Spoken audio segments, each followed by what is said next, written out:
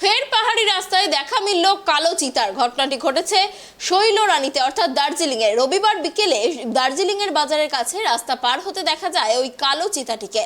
সেই মুহূর্তে ক্যামেরাবন্দি করেন গাড়ির চালক। এই বিষয়ে দার্জিলিং এর ডিভিশনাল ফরেস্ট অফিসার বিশ্বনাথ প্রতাপ জানিয়েছেন, পাহাড়ে এর আগেও কালো চিতা বা লেপার্ডের সন্ধান মিলেছে।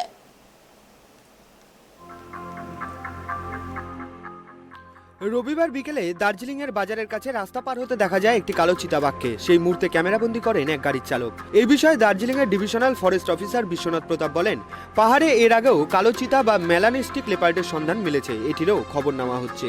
কালো চিতাবাঘ আসলে চিতাবাঘের একটি জেনেটিক মানের কারণ, যে কারণে চিতাবাঘের শরীরে কালো রঙের পরিমাণ বেড়ে যায়।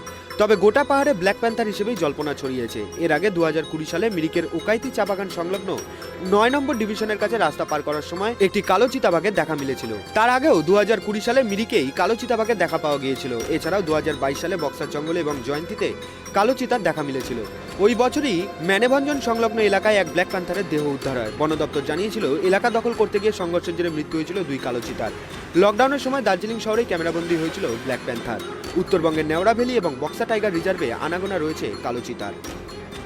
দার্জিলিং থেকে গৌতম পালের রিপোর্ট, ট্রাইব টিভি।